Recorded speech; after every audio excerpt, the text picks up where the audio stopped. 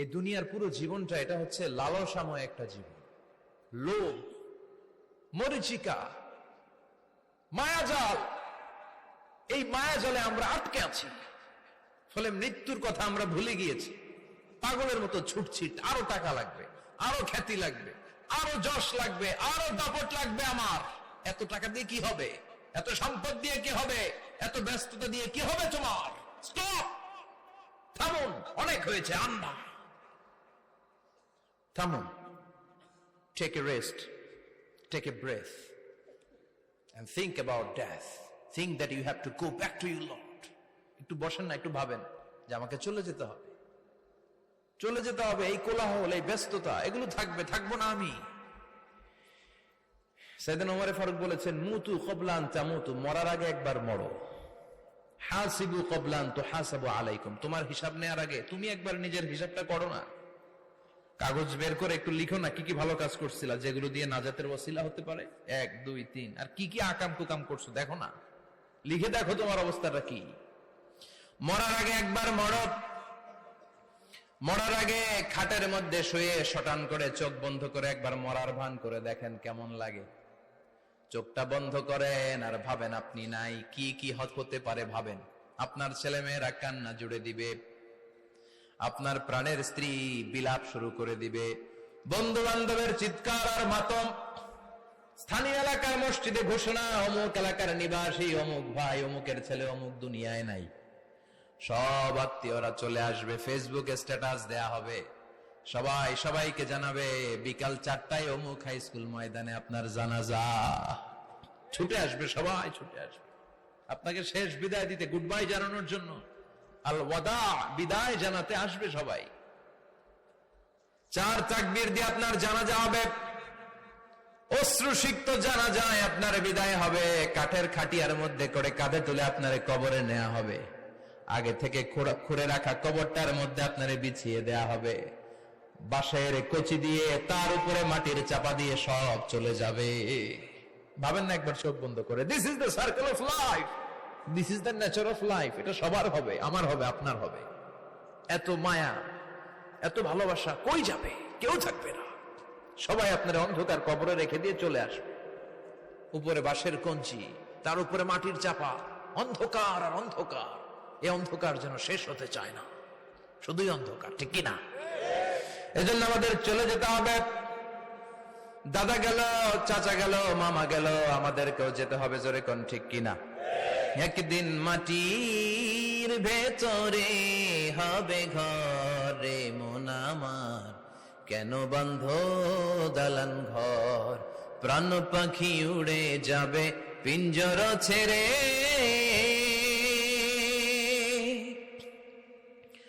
ধরা ধামে সবই রবে, তুমি যাবে চলে। বন্ধু বান্ধব যত, মাতা পিতা যারা সুত, সবই হবে তোমার পরে। মন আমার কেন বন্ধ দালান ঘর, একদিন মাটির ভেতরে হবে ঘরে মন আমার, কেন বন্ধ দালান ঘর, ঠিক কিনা? সব করে থাকবে, চলে যেতে হবে আমাদেরকে। এজন্য আখিরাতের কথা যেন আমাদের স্মরণ হয়। বিশ্বনবী বলতেন, নাহাইতুকুমান জিয়ারাতিল কবুর, আমি তোমাদেরকে কবর জিয়ারত করতে আগে নিষেধ করতাম, কিন্তু এখন নিষেধাজ্ঞা প্রত্যাহার করে নিলাম। এখন সব সময় তোমরা কবরের সামনে যাবা আর জিয়ারত করবা। কবরস্থানে জানতো বড়ুয়া কৃষ্ণপুরের এই গ্রামের কবরস্থান আছে কোন দিকে? পূর্ব দিকে আছে, গোখরার জলের ওদিকে। যান আপনারা, একটু যাবেন, একটু গেলে আখিরাতের কথাটা স্মরণ হবে। ওখানে ছোট শিশুরা শুয়ে আছে, কিশোর যুবকরা আছে, আপনার মতো তাগড়া যুবক মুরব্বীরা আছে। এরা এই এলাকায় থাকতো, এরা আকাশ থেকে নেমে আসে না, এই এলাকার সন্তান আজ নাই। একটা সার্টেন পিরিয়ড শেষে আপনিও থাকবেন না। This is the nature of life, this is the circle of life. ছোট্ট শিশু হয়ে এসেছিলেন, শৈশব, কৈশোর, যৌবন, প্রৌঢ়ত্ব। আগে ছিলেন সিঙ্গেল, বিয়ে করে হয়ে গেলেন ডবল। এরপরে আল্লাহ আপনাকে একটা মেয়ে দিল, এরপরে মেয়েকে বিয়ে দিয়ে শ্বশুর হলেন, এরপরে ওই মেয়ের ঘরে সন্তান হতে নানা হলেন। আর কতদিন? অনেক দিন হলো তো, অনেক লম্বা সময় পেয়েছেন আপনি। Think about that. এবার যাওয়ার কথা ভাবেন, আখিরাতের সামানের কথা ভাবেন, ফিরে যেতে হবে। কি শক্তিশালী যুবক, বার্ধক্য চলে আসলে লাঠি ছাড়া চলতে পারে না। কুচকুচে কালো দাড়ি সাদা হয়ে যায়, দাড়ির শুভ্রতা, বয়সের ভার, রং ধরা যৌবন জং ধরে শেষ, ঠিক কিনা? This is the circle of life. যুবক ভাইরা, এটাই জীবন, চলে যেতে হবে, কেউ থাকতে পারবে না, ঠিক কিনা? এটা রিমাইন্ডার আল্লাহ এই সূরার ভেতরে দিয়েছেন যে তোমাদেরকে ফিরে যেতে হবে, এই লোভ লালসা ছেড়ে দাও। রব্বুল আলামিন বলেন, আলহাকুমুত তাকাসুর হাত্তা যুরতুমুল মাকাবির। ও গোলাম, দুনিয়ার সম্পদ, লোভ লালসা তোদেরকে পাগল বানিয়ে দিয়েছে। এই লোভ পাগলামি কোনদিন তোদের থামবে না যতদিন না তোরা কবরে ঢুকবি, ঠিক কিনা? কার কথা? আল্লাহ বললেন, দুনিয়ার সম্পদ আর লোভ আর মোহে তোমরা গাফেল হয়ে গিয়েছো।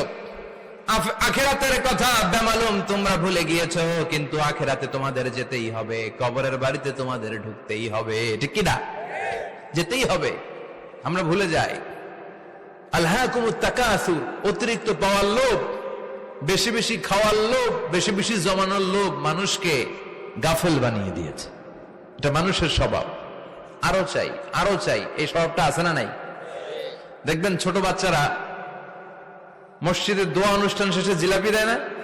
বড়ে কৃষ্ণপুর কি দেয়? আগে বাতাসা দিত না, এখন কি দেয়? জিলাপি দেয়, মিষ্টি দেয়। তো মসজিদের 2-3 গেট থেকে যদি দেয়, ছোট বাচ্চারা দেখবেন এদিক দিয়ে কয়েকটা নিয়ে আবার ওই গেটে লাইন ধরে। ওর হাত হলো ছোট হাত, ওর হাত ভর্তি জিলাপি, আর নেওয়ার জায়গা না, এরপর আরেক জায়গায় লাইন ধরছে, আরো লাগবে আরো লাগবে, এই আরো আরো আরো চাই, এই স্বভাবটাই মানুষকে কুড়ে কুড়ে শেষ করে দিয়েছে। এত লাগবে কেন তোমার? চাহিদার কোনো শেষ নাই, unlimited demand of human being. যার আছে বেশি তার চাই বেশি, যার সাইকেল আছে তার হুন্ডা চাই, হুন্ডা আছে তো প্রাইভেট কার চাই, প্রাইভেট কার আছে তো প্লেন চাই, প্লেন আছে তো হেলিকপ্টার চাই, হেলিকপ্টার আছে তো ওইটা চাই, ওইটা আছে তো সেটা চাই, ঠিক কিনা? এলাকার মেম্বার যে হয়েছে চেয়ারম্যান হতে চায়, আছে না নাই? চেয়ারম্যান সাহেব এমপি হতে চায়, আছে না নাই?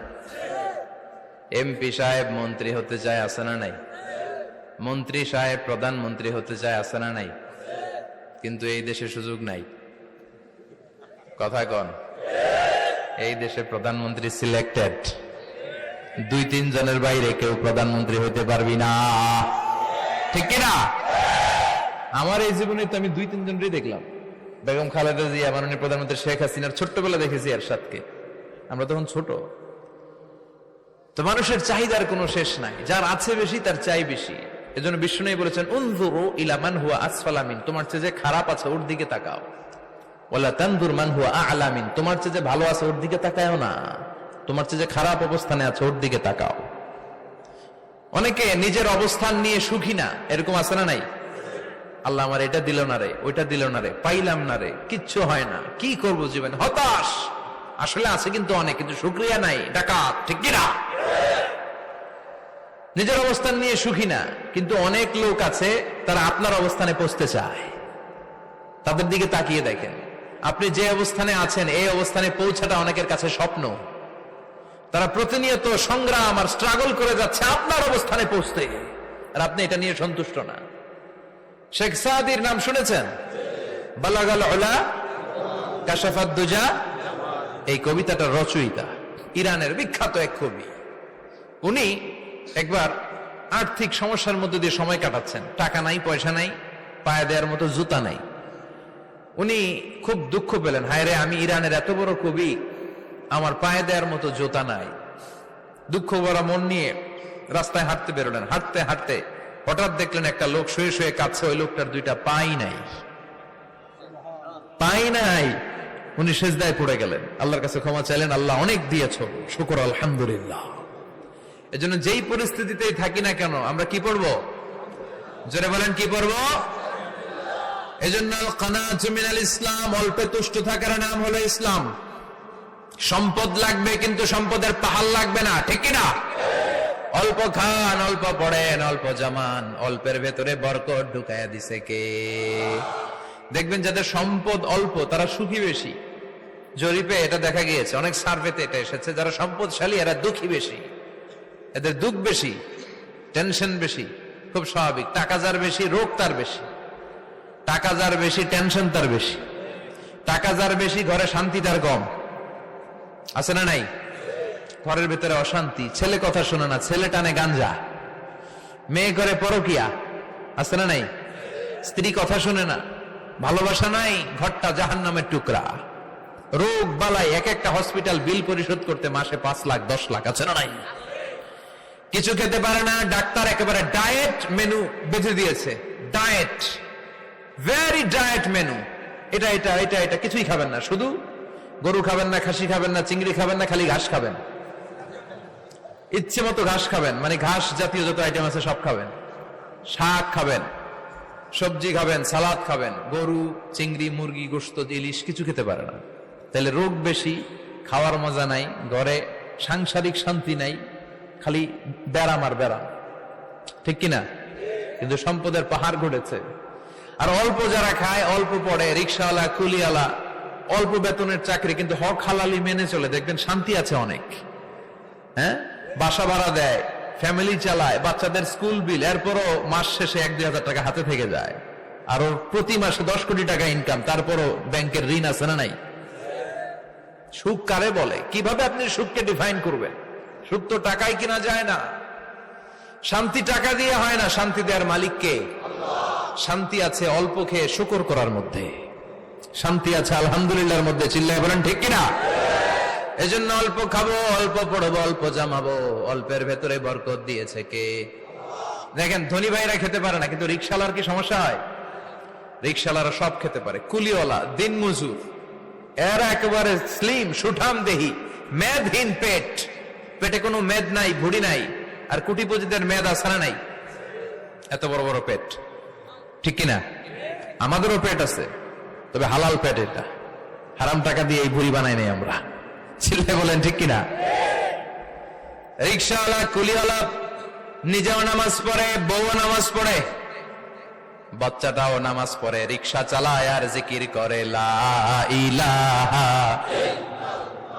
এই দুনিয়ার পুরো জীবনটা এটা হচ্ছে লালসাময় একটা জীবন। লোভ, মরিচিকা, মায়াজাল। এই মায়াজালে আমরা আটকে আছি, ফলে মৃত্যুর কথা আমরা ভুলে গিয়েছি। পাগলের মতো ছুটছি, আরো টাকা লাগবে, আরো খ্যাতি লাগবে, আরো যশ লাগবে, আরো দাপট লাগবে আমার। এত টাকা দিয়ে কি হবে? এত সম্পদ দিয়ে কি হবে? এত ব্যস্ততা দিয়ে কি হবে তোমার? স্টপ, থামুন, অনেক হয়েছে, আন্না, থামুন। Take a rest, take a breath and think about death. Think that you have to go back to your Lord. একটু বসেন না, একটু ভাবেন যে আমাকে চলে যেতে হবে।